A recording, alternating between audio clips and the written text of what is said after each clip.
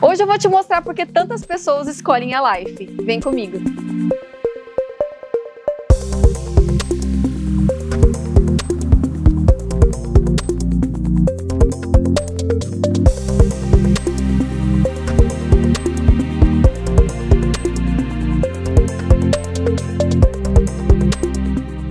Você já teve problema e precisou de suporte?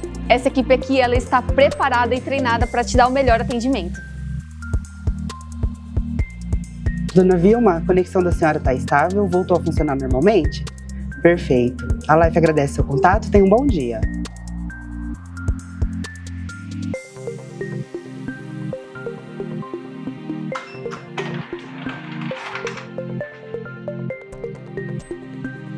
E aqui todos os serviços são monitorados em tempo real para garantir a qualidade da sua conexão.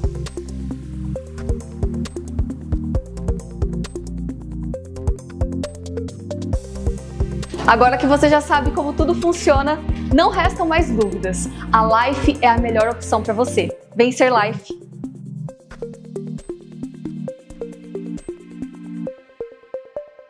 Olá, boa tarde. A gente aqui tem a honra de apresentar uma pessoa que eu não vou apresentar, aliás, porque todo mundo acho que vai ter que imaginar quem ela é, uma pessoa que está sempre presente aqui nas nossas vidas, as coisas que a gente faz, tanto como empresária, como pioneira, como inovadora e agregadora de pessoas.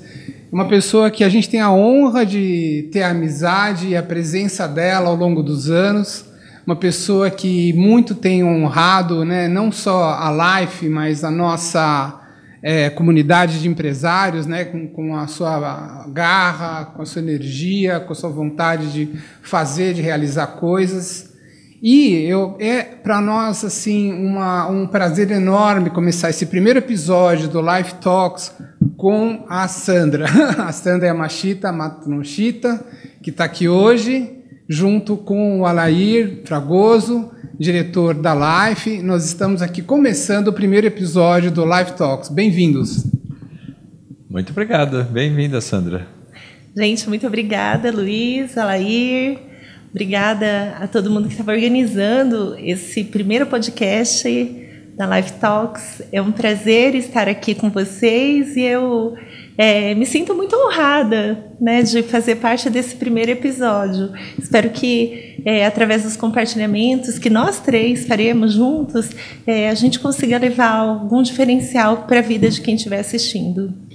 Então, aí a gente começa aqui, né? A nossa ideia é fazer um bate-papo informal, a gente falar um pouco sobre você, sobre o teu trabalho, aproveitar a presença do Alair, que está aqui, né? Que tem acompanhado também essa tua trajetória ao longo desses anos, né? Eu queria que você contasse um pouquinho a ideia nossa, a ideia da nossa equipe, né? Era te conhecer um pouco mais, te apresentar um pouco mais, né? Saber um pouco mais da tua história, saber de onde você veio. E a gente sabe, né, que você é filha, né, do Yamashita, do nosso querido construtor e engenheiro renomadíssimo na cidade. Sabemos que você tem uma trajetória junto, né, de pioneirismo, junto a essa prática, né, da questão da alergia e da questão de tudo que se refere, né, a essa coisa que aparece como nova, mas não é, né? Quer dizer, todo mundo parece que está vivendo agora essa questão do cuidado, né, consigo mesmo e tudo mais, e isso que você faz tem tudo a ver com isso. Então eu queria que você contasse um pouco onde que você estudou, o que você fez até chegar nesse momento, né, de realização. Conta um pouquinho para a gente. Tá bom. Então, eu nasci em São Paulo, eu não nasci aqui em Marília. Uhum. Né? E, na verdade, é uma tristeza, porque eu amo a cidade de Marília, teria sido uma honra ter nascido em Marília ou em Pompeia, viu? Vim com 3 anos de idade, a cidade natal do meu pai. Então, ele quis oferecer qualidade de vida para mim e para os meus irmãos. Então, nós éramos pequenos. Com 3 anos de idade, eu vim para cá. E estudei numa escola estadual chamada Gabriel Monteiro da Silva, até o 8º ano. Depois eu fui para o Colégio Cristo Rei. E eu nunca imaginei na minha vida empreender. Não fazia parte dos meus planos. Ah, é? Eu brinco que se eu pensasse em empreender, eu teria feito administração de empresas.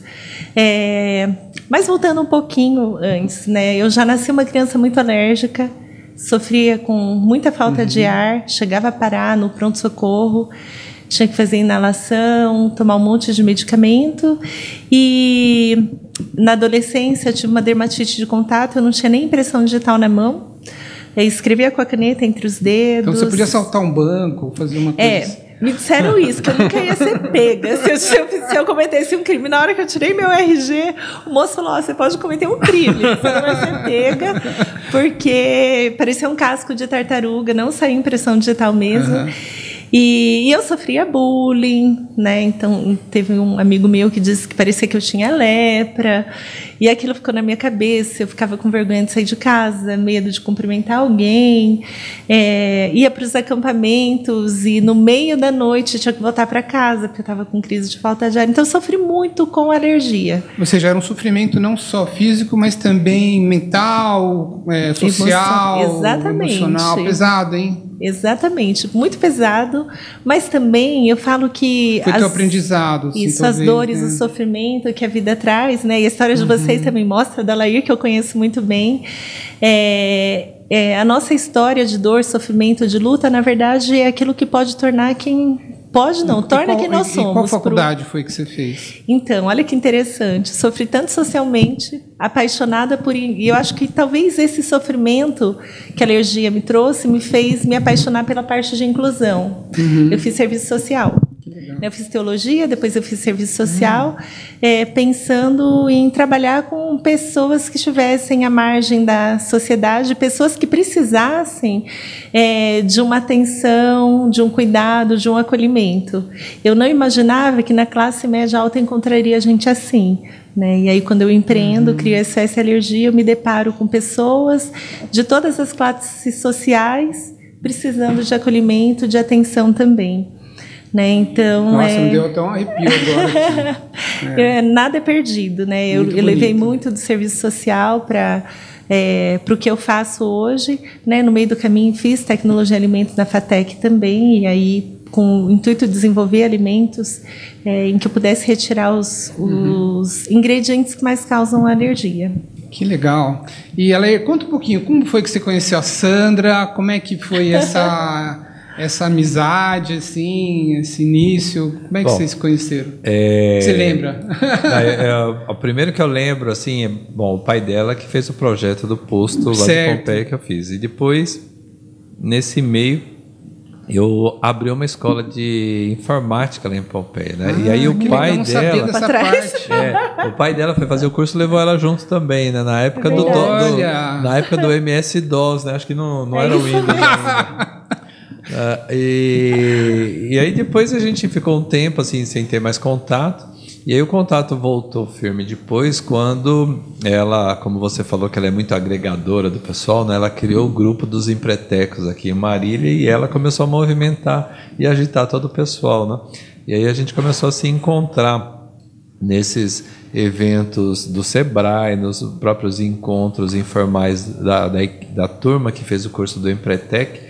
E aí a gente começou a se aproximar mais, a ter um contato maior, né? Mas que interessante, mas a Sandra é muito agregadora, né? Ela movimenta e ela tem uma energia, você vê ela sempre sorrindo, sempre dando gargalhadas. Sempre alto astral, né? Sempre levantando o nosso astral. Isso. Sempre... E aí é ela que movimenta esse grupo, né? Que movimenta o pessoal. Então sempre, quando tem alguma ação que a Sandra chama, todo mundo vai, né? É igual a Val na associação lá em Pompeia, né? Se é ela que levanta a bandeira, todo mundo vai junto. Quando não parte dela, aí a coisa não anda, né? Então, você quer ter um negócio, nós começamos bem. A ideia foi boa. Se é para ter sucesso, é começar com a Sandra aqui. Maravilha. E, Sandra, como que foi o processo, assim, desse momento, né? Você falou que passou por uma série de aprendizados. E você falou uma coisa interessante, né? De você passar por teologia e passar por serviço social. e você ter esse olhar para a saúde. Isso é uma coisa que conecta vocês dois muito, porque apesar do Alair ser formado em física, hoje ele é o provedor da Santa Casa, né? Quer dizer, lá de Pompeia, né? Que tem esse olhar também cuidadoso, atencioso para a questão da saúde, sabendo o quanto a saúde é importante para as nossas vidas e para a vida de todo mundo, né? Ainda mais em áreas, né, que estão um pouco assistidas, né? Sejam elas áreas, ou seja, pessoas em situação, né, de vulnerabilidade ou situações de saúde frágil, né, como você aborda. Como foi que começou a SOS? Então, a SOS Alergia, ela surge da minha necessidade por produtos para minhas alergias. Entendi. Então, eu tinha que ir até São Paulo para comprar um batom, comprar um lápis de olho e um esmalte, porque naquela época não tinha muita coisa, né? E eu não sabia que eu tinha alergia alimentar também. Né? Uhum. Aí, depois, eu descubro com 23 anos, no ano em que eu me caso, que eu tenho também uma alergia alimentar. E quando eu retirei o leite, que era a minha paixão, porque meu pai tinha sítio e trazia o leite de vaca, quando eu retirei o leite, eu parei de usar bombinha, parei de usar pomada com corticoide na mão. E aí eu vi que realmente prevenir é melhor do que remediar. Né? E assim a gente monta a SOS Alergia com o intuito de atender as minhas dores, mas também de atender as dores de muitas outras pessoas. Uhum. Mas a minha ideia era criar uma loja pequenininha que atendesse só Marília. Certo. Eu não imaginei que a gente pudesse expandir. E isso acontece também porque quando a gente monta a SOS Alergia, a internet ela começa a aparecer. Né? Então, montamos o nosso site. A nossa empresa foi fundada em 2004. Uhum. Em 2005, quando a gente montou o nosso site. E lá do Orkut, dos ICQs da vida, eu comecei a falar sobre alergia. E é interessante, né? Vocês, Life, trabalham com a internet, o quanto a internet conecta. Outra palavra que eu gosto mais, conexão. Graças à internet, eu conheci gente do país todo e até de fora. E isso ajudou a nossa empresa, a nossa marca a ser conhecida em todo o país, né? Sendo uma referência para os alérgicos. Então, eu acho interessante fazer essas conexões, sabe? Da internet e do trabalho que vocês fazem. Sim. Porque a Life conecta pessoas, empresas. A nossa proposta sempre foi fazer, né, essa conexão, proporcionar conexões de qualidade. Conexões físicas, mas também conexões, né, que transcendem o físico. Agora, o que você faz no dia a dia é exatamente isso, né? Você traz pessoas, você junta pessoas, né? E como diz o caipira, né, que não junta espalha, né? Então nós temos que pensar que é o caminho, né, para os empresários, é o caminho para a sociedade, é o caminho para as nossas comunidades, é o caminho para a gente gerar riqueza, para a gente gerar valor e para a gente gerar, enfim, comunidades prósperas, cidades prósperas, né? E nisso eu vejo que muito alinhamento também de pensamento entre a Life, né, e você também, né? Essa questão muito grande. Como que está a SOS Alergia hoje? Então, no ano que vem, dia 1º de junho de 2024, a gente faz 20 anos. 20 Até anos, eu fico assustada quando eu paro para pensar como o tempo passa, né, Alair? A Life esse ano fez 25 anos, né, que o Alair fundou em 97. Pois é. E aí, quando eu olho para trás e vejo as milhares de pessoas que nós pudemos impactar, isso toca o meu coração e me faz entender que valeu a pena. Qual o tamanho da SOS Alergia hoje? Então, nós já tivemos mais franquias. Certo. Né? Durante a pandemia, a gente conseguiu sobreviver com todas, mas pós-pandemia, a gente começou a perder algumas lojas. Uhum. Né? Hoje, o nosso foco não está mais forte na parte de franquias. Na verdade, eu não estou abrindo franquias mais. Né? A gente está focado também em poder atender o varejo de forma geral, sabe? Expandir os nossos produtos através de supermercados e lojas de produtos naturais, mas temos as franquias que fazem a diferença, né? Então, Brasília, Goiânia, Fortaleza, João Pessoa, né? E em mais alguns lugares. Então, são lojas que conseguem levar aquilo que nós não conseguimos aqui de Marília para lá. E oferecer uma festa de aniversário, uma festa na escola, em que as crianças que sofrem com alergia, elas se sintam incluídas, elas se sintam amadas e não diferente dos demais.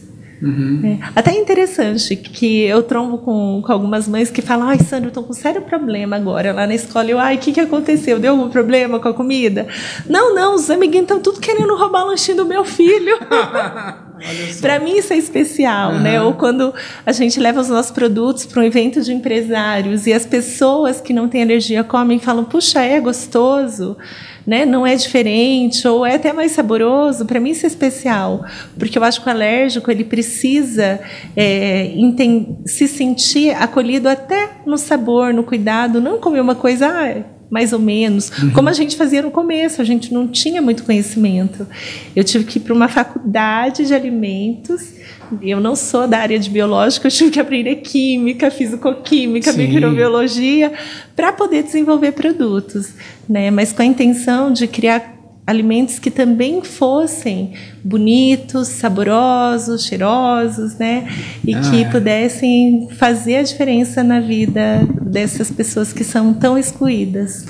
Essa coisa do design é muito importante, né? E vocês têm esse cuidado também, né, com o design das coisas, com tudo que vocês fazem, querem fazer bonitinho, né? Tudo bem feito, né?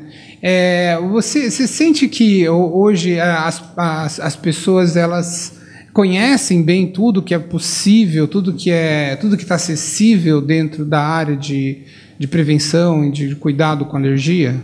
Eu acho que ainda falta. Acho que falta, não é? Falta, mas está muito melhor do que 20 anos atrás. Eu tenho a impressão que ainda faltam alguns diagnósticos, faltam algumas coisinhas, né? Principalmente em relação a leite. As pessoas, às vezes, eu não sei, eu tenho a impressão que, às vezes, as pessoas se acostumam a consumir certas coisas e elas não têm a percepção de que aquilo faz mal, ou que faz um pouco mal, não sei.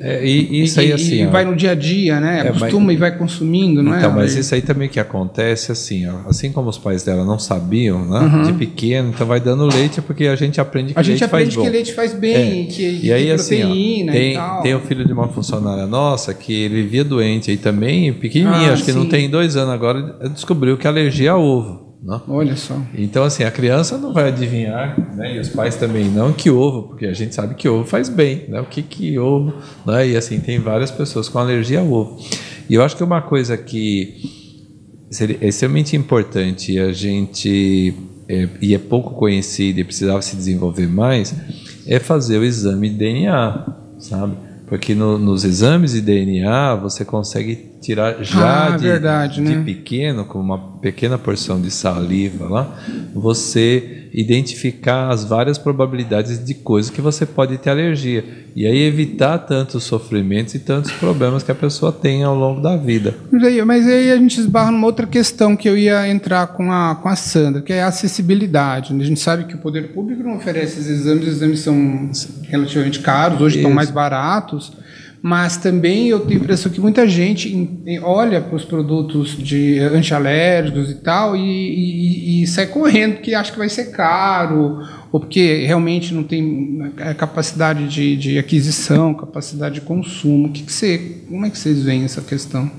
Eu acho que tem gente que não tem condições mesmo. Né? E aí, se você tem uma criança que tem alergia a leite e você recebe um salário mínimo e tem lá seus 4, 5 filhos para cuidar. Então, como é que faz? E aí, de repente, tem alguma instituição que está doando leite de vaca de caixinha ou de saquinho, você vai dar. Aí, o que acontece? Infelizmente, né, as crianças... Tem crianças alérgicas que consomem. A gente já viu situações gravíssimas de determinadas alergias que fazem com que o custo das famílias suba absurdamente e famílias que muitas vezes não têm condição, né? É como as outras necessidades especiais, né? De diabetes, leite, então, diabetes específicos, diabetes. Assim, aqui na empresa mesmo temos jovens aí com problema de diabetes, né? Estão tomando insulina, até me assusta, né? Porque tão jovem tomando insulina.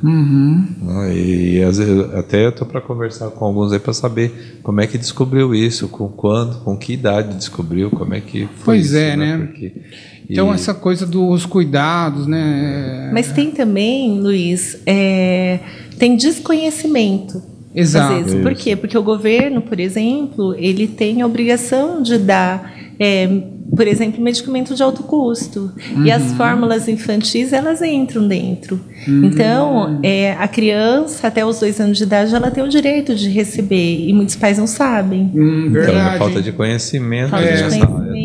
Outra coisa, hoje, né, diferente de quando eu era novinha, existem diagnósticos para alergia que no passado não tinha. Então, isso está mais próximo da gente, está mais fácil de descobrir. No passado, eu lembro que eu assisti uma palestra de uma nutricionista que ela falava que antigamente, quando as pessoas moravam mais no sítio, tinha uma quantidade muito grande de óbito de crianças. Verdade. Por causas desconhecidas. Quantas delas não morreram comendo ovo, leite? Olha só. Sem saber que eram alérgicas, né? Hoje já dá para saber. Também tem uma falha humana. Então, por exemplo, o bebê que nasce e deveria ser amamentado pela mamãe. Então, eu sou uma defensora da amamentação, vocês sabem, né? Faz campanha, né? Esse ano nós temos com a Associação das Indústrias de Alimentos, com a DIPA participou, foi muito legal. E montamos 4 salas de amamentação completas e ajudamos a montar mais 2, né? Mas por quê? Porque a amamentação é fundamental para a criança. E é irônico, porque eu defendo essa causa e aí a coordenadora do Banco de Leite, ela ri e fala, poxa, é muito engraçado, porque você não deveria defender. Quanto mais crianças não forem amamentadas, mais alérgicas existirão. Comprovadamente, isso é científico. Eita, mas né? você não é a sua cara fazer uma coisa dessa. De jeito nenhum. Eu estou levantando a bandeira o tempo todo, porque eu defendo a amamentação. E é a alimentação saudável, é o nutriente. Eu falo que é o alimento calculado por Deus na medida certa para o bebê. Perfeito. Com todos os nutrientes que a criança precisa em cada fase, né, dele como bebê. E aí, onde eu quero chegar, que é o problema, é que às vezes a criança ela nasce e o médico, em vez de incentivar a mamãe a amamentar, ele oferece a fórmula. E essa fórmula, ela contém um leite que foi feito da vaca. Né? Então, tem muitas crianças alérgicas ao leite que a primeira reação que elas tiveram foi no hospital no dia que eles nasceram. E aí eles ficam sensibilizados ao leite. E aí leva lá um bom tempo para o organismo entender que o leite não é um vilão, ele é um alimento, ele não é ruim. E aí algumas, né, muitas delas até os 5 anos, elas voltam a consumir, mas o organismo não entende. Deixa eu aproveitar e explorar um pouco mais esse universo. Então hoje vocês conseguem mapear melhor as causas das alergias, por exemplo, causas de primeira infância, causas emocionais. É possível você entender quais são as causas, de onde vêm as alergias? Assim? Então, existem estudos, né? Existe a genética, certo, que a gente não pode negar. E existem também existem esses fatores, né, de entrar em contato. Por quê? Porque é uma reação do sistema imune. A alergia não é diferente da intolerância, né? Estou falando da alergia. Quando a criança ela entra em contato com leite de vaca, é como se ela tivesse, o organismo estivesse reagindo contra um vírus. É claro que o leite não é um vírus, mas é como se estivesse reagindo. E as reações podem ser diversas. É o corpo tentando se defender de um organismo externo que ele considera que vai fazer mal. Né? E é interessante também porque quando a gente para para pensar no leite de vaca, ele foi feito para a vaca, para um bezerro. E quando você vai assistir um vídeo no YouTube de um bezerro nascendo, ele nasce e sai correndo fazendo arte. Ele nasce e cai, pouco tempo depois ele está correndo para lá e para cá. Quando nós somos pais, né? Quando os nossos filhos nasceram, quanto tempo levou para eles virarem de lado? 6 meses, 5, 6 meses para começar a engatinhar. Então, assim, o gasto de energia deles é muito pequeno do bebê. E do bezerro é elevado. Ele está correndo, gastando muita energia. E aí um alimento riquíssimo em proteína, como é o leite de vaca, ele vai para um bebezinho que acabou de nascer, que não está com o organismo pronto e preparado para isso. E aí acabam Olha só, tendo reações. Mas e é uma lógica, né? Óbvio, né? O leite da mamãe tem o nutriente na quantidade certinha para o bebê. E da vaca para um bezerro, né? E a gente inverte isso. É claro que a gente sabe que nem toda mãe consegue amamentar, e isso precisa ser respeitado. Mas aquelas que podem deveriam ser incentivadas. E no Brasil, infelizmente, não há um incentivo tão bom quanto poderia. Perfeito.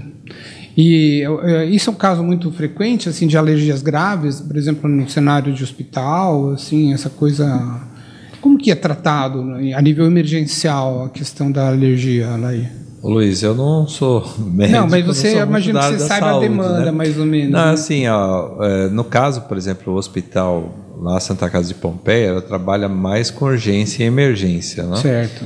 E aí, assim, eu tenho a Bernadette, a minha esposa, ela é alérgica à dipirona e a paracetamol. Ixi. Que ela descobriu que o corpo foi uma alergia que o corpo desenvolveu ao longo dos anos, né? Que no começo ela não era, mas aí primeiro ela percebeu a alergia à dipirona e depois ultimamente ao paracetamol, né? E aí, assim, toda vez que ela vai ao médico, ao pronto-socorro, alguma coisa, a primeira coisa que ela fala, sou alérgica, porque o primeiro medicamento que basicamente se dá hoje é dipirona, o segundo é paracetamol, e aí se não toma nenhum dos dois, aí ela toma ibuprofeno. Então, e assim, a reação alérgica dela é muito forte. A pressão dela assim, cai para 6/4. Mas, por exemplo, se acontece desmaiada, no hospital, alguém não comunicar e ter uma reação alérgica assim, aí os médicos eles têm ali o mecanismo. Porque, por exemplo, eu já levei ela 2 vezes ao pronto-socorro, assim, ó. A segunda vez eu levei ela cheguei na porta do hospital, ela desmaiada. Vixe. Né? Tive que tirar ela, colocar ela na cadeira de roda e levar correndo para dentro do pronto-socorro com ela desacordada. E aí eles têm medicamento que eu não sei qual adrenalina. Que injeta. Adrenalina. Que injeta e aí vai recuperando, mas ela fica lá no oxigênio e muito soro, né? Coloca 2 vidros de soro em cada braço ali de vidro de soro em ritmo acelerado. Para poder diluir, acho que isso é tudo para dizer o quanto é sério, né, e delicado essa questão da alergia, né? É que não fala-se tanto, mas existem muitos casos de óbito por alergia. E alergias das mais diversas, não só alimentares, mas picada. Eu já falei para ela tatuar aqui assim, alérgica, dipirona e paracetamol, né? Porque você chega desacordado no hospital, né? Sério. Um acidente, mas uma orientação que se dá para adulto é pegar o seu documento e colocar um adesivo informando. Ela já colocou. Porque se acontece um acidente, a primeira coisa que as pessoas fazem é procurar. Isso é uma boa dica, viu, gente? Vamos lembrar disso. Ela já coloca na CNH dela, ela já tem lá uma etiquetinha alérgica. Isso. Porque senão já viu. E vamos falar um pouquinho então, assim, a gente sabe que vocês têm vocês dois, né, tem uma questão sensacional, que é essa questão agregadora. O Alair, né, foi presidente vários anos da Associação Comercial lá de Pompeia. Você está na liderança aí desses movimentos aí do Empretec, do Sebrae e vários outros. O que tem? Eu queria que vocês falassem o que tem proporcionado pessoalmente para vocês esse movimento de agregação, assim. O que tem, desculpa? O que tem proporcionado para vocês, assim? O que tem sido de bom nessa história, nessa trajetória? Quer falar primeiro? Pode falar. Olha, para mim, na verdade, eu não costumo olhar pensando no que pode me proporcionar. Eu costumo olhar pensando o que eu posso fazer para marcar ou para fazer a diferença na vida de outra pessoa, ou de um grupo, ou de uma região, de uma cidade ou do país. Eu não sei se eu sou muito idealista, mas eu acredito que cooperar com a construção de um mundo melhor, eu coopero também para que esse mundo seja melhor para os meus filhos que estão aqui nessa sala assistindo o podcast. Aqui, né? O Dandan e a Ruth estão aqui. Isso, né? porque... É uma honra estar com eles aqui hoje. Eu estava falando, semana passada mesmo, na inauguração de uma sala de banco de leite, sobre isso. Estavam prefeito, vereadores, secretários, e eu falei para eles, gente, eu não sou política, então eu posso falar o que eu penso, né? E o que eu penso é... Nem sempre, mas enfim, vamos lá. Nem sempre deveríamos falar. Não, mas o que eu quis dizer é que dá muito... a gente vê que se dá muito enfoque, por exemplo, para a morte, para os acidentes, para catástrofes, elas viralizam na rede social. E quando a gente fala de vida, não acontece tanto. E aí eu volto para a amamentação, né? Estou falando da sala de amamentação. Quando você pensa na amamentação, não tem um enfoque tão grande. Por quê? Porque está falando de vida. Não traz muito voto, sabe? Não traz muita visibilidade. Se falar de tragédia, é milhões de views que você consegue. Exatamente. Só que quando a gente cuida da alimentação, da educação, daquilo que é básico de direito, por exemplo, de uma criança, a gente também, consequentemente, a gente pode mudar a história de vida de alguns potenciais bandidos que podiam ser aqueles que amanhã ou depois poderiam nos assaltar ou assaltar os nossos filhos. Ou seja, a gente também reduz a criminalidade, a gente torna a nossa cidade melhor, a gente tem melhores profissionais. Então, assim, as consequências disso são preciosas para mim. Então, quando eu faço algo para o outro, eu sempre penso que eu posso tornar o mundo um pouquinho melhor para mim e para os meus filhos também, né? E para a sociedade como um todo. Então, isso me alegra. Perfeito, maravilha. Então, isso assim, né? Eu acho que eu tenho também isso muito do trabalho colaborativo, né, e associação. A gente aqui na Life, acho que a gente contribui com umas 10 associações. Mas até mais, bem mais. E porque assim, a gente não nasceu para viver sozinho, né? Nós nascemos para viver em comunidade. E eu acho que assim, o que eu posso fazer dentro da minha área aqui, do meu Brasil, né, para poder melhorar. Porque não adianta ficar reclamando do prefeito, do governador, do presidente, mas o que eu faço para contribuir com isso, né? Um dia eu estava fazendo caminhada lá na cidade, aí 2 senhoras que iam na minha frente, uma delas falou assim: essa cidade está uma sujeira, o prefeito não faz nada. Aí eu fiquei pensando, mas quem que suja a cidade? É o prefeito, né? Ou é o pessoal, né? Aí há pouco tempo atrás também, no grupo lá do pessoal do bairro, o pessoal reclamando que a rua estava uma sujeira, né? Porque o pessoal não estava varrendo. Eu falei, se cada um varrer a frente da sua rua, não tem problema. Só que do outro lado da rua tem a FEPAS, a ferrovia que é da Rumo. A Rumo não manda alguém lá para ficar varrendo a rua, né? Então, nem assim, cortar grama. a gente a prefeitura tem que pagar alguém que é com dinheiro dos nossos impostos para ir lá varrer a rua, que são as folhas que caem da árvore, naturalmente as folhas que caem, né? O que custa? Eu varro já à frente da minha casa, mas e o que custa varrer o outro lado da rua também, né? Se eu quero ter a cidade mais limpa. Então, assim, na verdade eu sempre procurei colaborar para poder melhorar o que está ao meu entorno, né? Ajudar as pessoas sem muito preocupar o que eu ganho com isso, mas depois isso acaba dando um prazer e uma satisfação pessoal muito grande, né? Quando eu fui, o colega me chamou para ir ajudar na Santa Casa, né? Eu cheguei lá meio de alegre, até estava lembrando disso esses dias agora na confraternização dos funcionários. E ele me chamou no dia para fazer uma reunião que os funcionários iam ser todos demitidos porque a Santa Casa ia fechar, né? E eu cheguei assim, eu já cheguei nesse clima, né? Falei, meu Deus, né? E aí eu fiquei olhando aquele pessoal todo, e aí todo mundo com aquele olhar fúnebre, né? Porque ia perder o emprego, não sabia como é que ia ser a Santa Casa.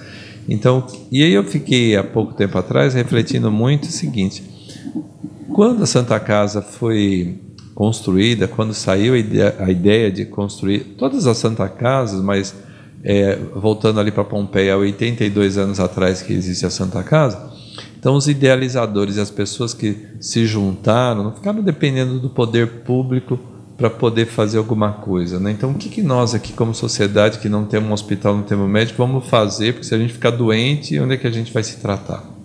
Então as pessoas se uniram, contribuíram, e o pessoal pagava ali como se fosse um plano de saúde, né, para ajudar e ter o hospital.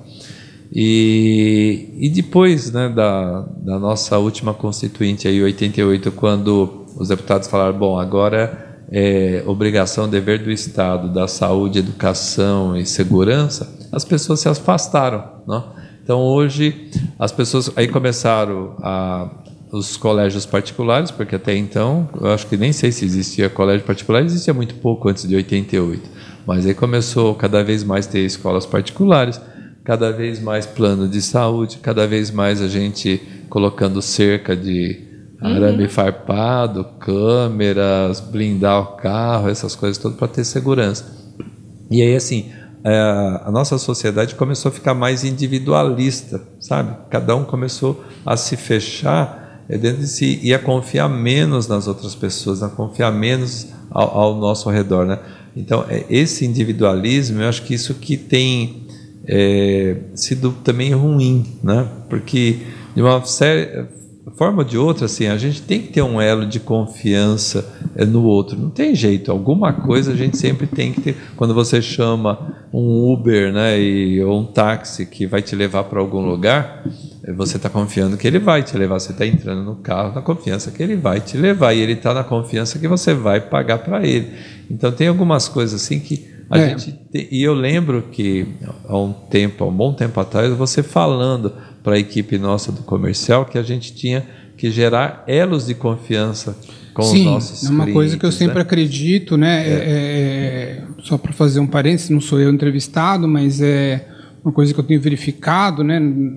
É que os países que conseguem maiores taxas de desenvolvimento são os que têm maiores índices de confiança social. Isso é comprovado, né? Isso é comprovado. Então, são assim, dos países, os lugares onde você fala, eu combino uma coisa com você, isso aqui vai rolar. Aqui é o país do Brasil é o país do contrato, né? Tudo precisa estar documentado. Tudo precisa estar documentado, advogado aqui, nada de braçada, né?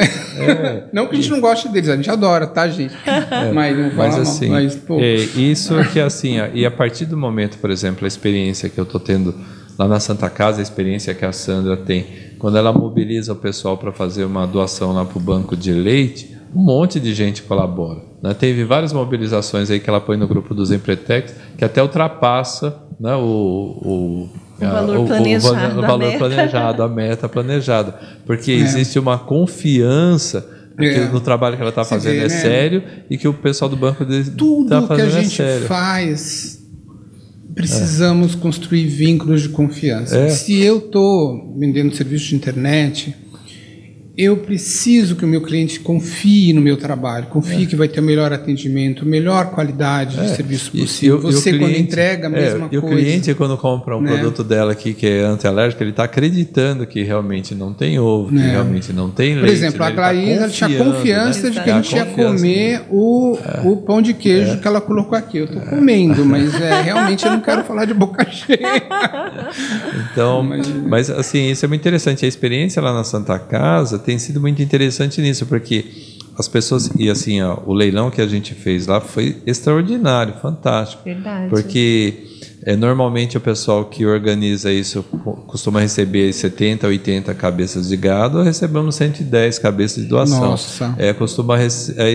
Eles esperavam ter um valor de 170, 180 mil, deu 390...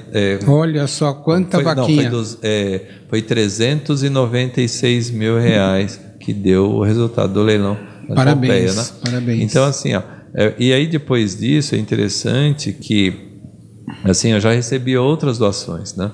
Então, as pessoas vão assim, confiando e ver que realmente a gente está fazendo um trabalho sério, que a gente não está com interesse pessoal. Eu acho fantástico isso. Não vou ser candidato a prefeito. Isso me reforça que a gente tem esperança.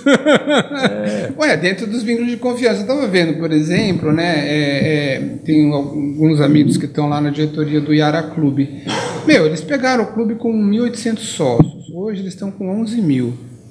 Por quê? Porque construíram vínculos de confiança. Mesma coisa em relação à Santa Casa, né? O trabalho sério que o Goulart tem feito lá, em relação a cada vez o círculo, né, de pessoas que têm apostado, né, nos cursos e nos grupos de empreendedorismo para se fortalecer coletivamente, que é um trabalho que você foca de um jeito tão incrível, né? Assim, quebra esse individualismo. Quebra o individualismo, né? Essa abertura, né? Eu acho que as perspectivas de abertura que a gente pode dar, né, em tudo que a gente faz, incluindo e não excluindo, elas geram valor, né? Valor no nível pessoal, mas também valor no nível de criação de prosperidade. E eu acho que você está na linha de frente disso, Sandra. Então, e falando de empreendedorismo, né, que é um dos focos da nossa conversa, algo que faz o meu coração aquecer é acreditar que, assim como eu fui impactada como empreendedora, a acreditar que o meu trabalho pode fazer a diferença na vida não só dos meus clientes, na vida dos meus fornecedores, parceiros e também da sociedade, é tentar levar isso para outros empreendedores. Né? Hoje, vocês fizeram um treinamento, vocês dois, né, chamado Empretec, que tem ligação com a Organização das Nações Unidas. Ele já foi aplicado em mais de 400 mil empresários no Brasil. Mas acredito demais que o comportamento faz a diferença, né? Aquela famosa frase que as pessoas são contratadas pelas suas habilidades técnicas e são dispensadas pelos comportamentos, é muito verdadeira. E esse treinamento fala de comportamento. E aí, quando eu olho para alguns empreendedores e eu estou em roda de empreendedor que só está reclamando da Covid, do governo e tralalá, eu até sei que isso impactou e tem impactado até hoje, né, a gente como empreendedor, mas impactou todo mundo. E eu quero estar na roda onde as pessoas estão assim. Tipo, veio o Covid, teve mudança no governo, mas e aí? O que a gente vai fazer agora? Porque só ficar se lamentando não leva a lugar nenhum. Então, eu quero olhar para a realidade e pensar o que eu posso fazer de diferente, o que eu posso mudar. E, coletivamente, eu ganho muito mais força. Então, estar com outros empresários que também estão vivendo a mesma situação, as mesmas dificuldades, e puxar todo mundo para frente faz uma diferença enorme. E você sente que está tendo uma mudança de atitude nesse sentido, assim, que ao longo do tempo os empresários têm ficado mais resilientes em relação a essas questões externas, assim? Como é que você está sentindo? Olha, eu vejo assim, eu costumo falar de oportunidade. Vamos falar de oportunidade. A oportunidade, ela aparece para todo mundo. Nem todo mundo enxerga. Existem aqueles que enxergam, mas nem todo mundo que enxerga aproveita.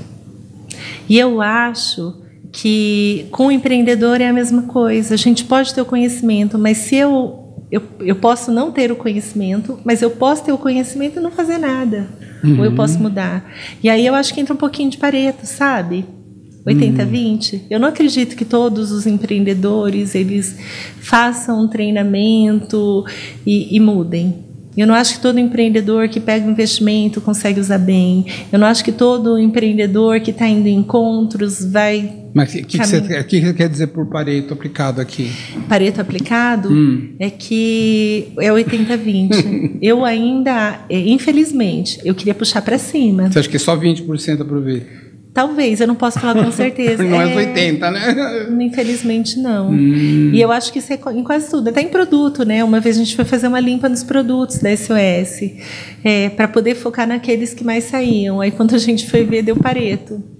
Tipo, 80% dos produtos que a gente tinha não eram importantes na nossa venda, e 20% sim. E muitas vezes a gente estava gastando energia em cima dos 80. Mas você abriria a mão dos 80? Porque esse é um bom raciocínio para muitas empresas, até para a gente. Eu não abriria. Mas você eu não abriria a mão, mas você decidiu focar nos 20. Não deixaria de focar, porque o que eu percebi é que muitas vezes eu estava deixando de focar no 20 para correr atrás dos 80. Estava gastando muita energia com os 80 e em vez de gastar com os 20 que dava mais retorno. Então, o que eu faço? Né? Nós mesmos, dentro do grupo dos Empretecos, a gente às vezes se encontra para ler um livro. Mas quando a gente abre para um convite, para um grupo de 300, eu acho que nem 30 aparece na reunião, entende? E aí... Sabe a história do Mastermind? Quando você junta mesmo, você está perto de pessoas que querem voar, quando você está perto, você fica incomodado, você fala, eu não posso ficar aqui tranquila, eu tenho que, o pessoal está indo para frente, eu tenho que ir junto, né? Eu acho que esse incômodo é legal. Mas o que eu falo, né? Existem o 20 que faz a diferença, mas o meu foco está em olhar para esses 80 e puxar mais um tanto. Para esse 20 virar 21, 22, 25, 30, 40. Eu não sei se é uma esperança muito idealizadora, como eu comentei no começo, mas eu acredito que... Eu acho que se você é idealizadora, mas sem foco na realidade, aí você é uma sonhadora. Você pode ser idealizadora, mas se você perde, né, essa noção de realidade que você está tentando trazer, você acaba fazendo com que o seu propósito se dissolva, né? Então é muito importante, achei muito legal você ter essa visão dos 80-20 do Pareto aqui no caso. Por quê? Porque você estabelece uma meta, né? Apesar de ser uma meta que a gente não gostaria de apresentar, de reapresentar, de estar vivendo ela, você está dizendo assim, tem um convite aqui, né? Faça parte, né? Eu não vou deixar de fazer o meu trabalho só porque 20% estão dentro.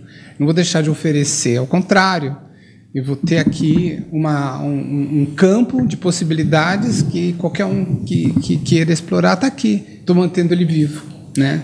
Isso é muito bonito da sua parte, muito forte, né? Então, assim, tem toda uma série de aventuras, né, que vocês estão fazendo aí juntos aí. E a Sandra, que hoje é entrevistada, assim, eu na verdade não precisaria falar muito, né? Porque você tem muitas histórias para contar para a gente aqui. E aí, queria saber um pouquinho mais sobre as tendências do SOS Alergia. Queria saber o que vocês, quando você fala que realmente as pessoas têm necessidade, o que é? E o que aqui de novidades vocês têm aí? O que vocês podem apresentar para a gente, para as pessoas conhecerem? Eu trouxe, olha o Alair. Para começar, a trufa. Eu vou experimentar essa trufa aqui, enquanto você fala que isso aqui... Opa, esse é um chocolate que a gente desenvolveu. É a sobremesa A base só de cacau e açúcar. Queijo da Grace. É manteiga de cacau, líquor de cacau e o açúcar. Né? E dentro tem um recheio, uma geleia. Nossa, bom, hein? Não tem nada de leite, não tem outros ingredientes que até barateiam o chocolate, é só o cacau mesmo, né?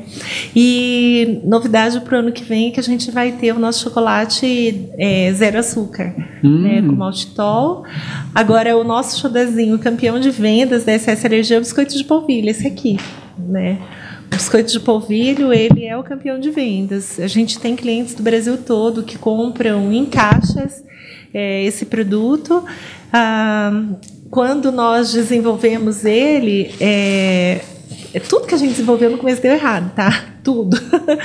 Eu falo que empreender numa área diferente é ter que ser muito resiliente, porque eu sentei muitas vezes no chão quando fazia os testes e dava errado. Quase fiz uma fábrica de tijolo, porque os meus bolos ficavam duros, sem ovo, parecia uma pedra, que eu jogava no chão e não quebrava. Né? Mas assim, a gente continua testando, muda o ingrediente, aí indo para a faculdade, eu obtive novos conhecimentos e pude melhorar, trouxe também umas meninas boas para ajudar no desenvolvimento. E o grande diferencial desse biscoito de polvilho, além de não ter o leite, né, que é o principal alimento que causa alergia para as crianças, é que ele não tem o ovo, que é o segundo alimento que mais causa alergia no Brasil. E o biscoito de polvilho tradicional, ele leva muito ovo. E o nosso biscoito não tem ovo. E outro diferencial nele é que ele é feito com linhaça. Então, eu tenho mães de crianças alérgicas que comem o biscoito e falam: ai, meu intestino começou a funcionar. E eu falo: bom, não é mágica, é alimentação fazendo bem para a saúde, né? Então, esses são alguns. A gente tem vários outros, tá? Mas é que eu trouxe para presentear vocês. Muito obrigado. Fico feliz. E aí, só se você puder aproveitar, tem uma história que eu costumo contar. Conta pra gente. Eu coleciono histórias, eu gosto de gente. O produto, para mim, ele atende à necessidade de alguém. A nossa frase, famosa frase da SS Alergia é: mais do que amar o que fazemos, amamos para quem fazemos. Esse é o grande diferencial. Tem um eu tenho uma coleção de história, né? Já me chamaram numa premiação que eu participei de colecionadora de histórias, porque eu coleciono histórias de clientes. E tem um cliente até hoje, né? Um menino que faz parte da história da SOS Alergia, do chocolate, né? A história tem a ver com chocolate. Começou a aparecer um monte de gente de Garça na SOS aqui de Marília, comprando chocolate no formato de bolinha de futebol. E que engraçado, né? Isso muito tempo atrás, tá? Que engraçado, o que está acontecendo? Eu lembro de ter perguntado para uma senhora, por que está vindo tanta gente de Garça comprar esse chocolate no formato de bolinha de futebol? E ela falou para mim, sabe o que é? É que o meu netinho, né, porque ele devia ter uns 3 aninhos, ele está lá em São Paulo, no AC Camargo, fazendo um tratamento contra o câncer. E a única coisa que ele quer ganhar de presente quando alguém vai visitar é o chocolate da SOS Alergia em formato de bolinha de futebol. E aí, cada vez que alguém ia para São Paulo, ia para Marília primeiro, pegava os saquinhos de chocolate e levava para o menino. Depois de um tempo, isso foi mais ou menos 1 ano e meio, o chocolate indo para São Paulo, para o hospital. A mãe me ligou e falou, Sandra, eu gostaria de fazer uma reunião com a tua equipe. E a gente tem tudo registrado, eu costumo mostrar nas palestras que eu faço, mas é porque é uma história para mim muito especial. E aí ela chegou, a Ariane, a mãe, o Guilherme, o menininho, no colo, e falou, eu queria falar com a tua equipe, né? Juntamos todo mundo e ela falou, olha, eu gostaria de agradecer a todos vocês por terem feito parte do processo de cura do Guilherme. E depois, acho que 2 anos atrás, eu fiz uma live com ele, né? E o Guilherme me contou por que o chocolate era especial. Ele sempre gostou de jogar futebol. O sonho dele era ser jogador de futebol. De repente, ele ficou mais de 1 ano preso num quarto. E ele não podia sair do quarto. Então, ele recebia os chocolates em formato de bolinha de futebol e ficava na cama brincando com o dedo. E aí, depois de brincar, ele abria e comia. E ele ficava fazendo isso o tempo todo. Ou seja, a alegria dele de poder jogar futebol, ela acontecia na cama, com o dedinho imaginando ele jogando. Nossa. Né? E ele foi na SOS e mostrou para mim. Eu gravei um vídeo dele, como ele fazia no hospital para brincar, para passar o tempo com chocolate. E o chocolate que ele podia comer.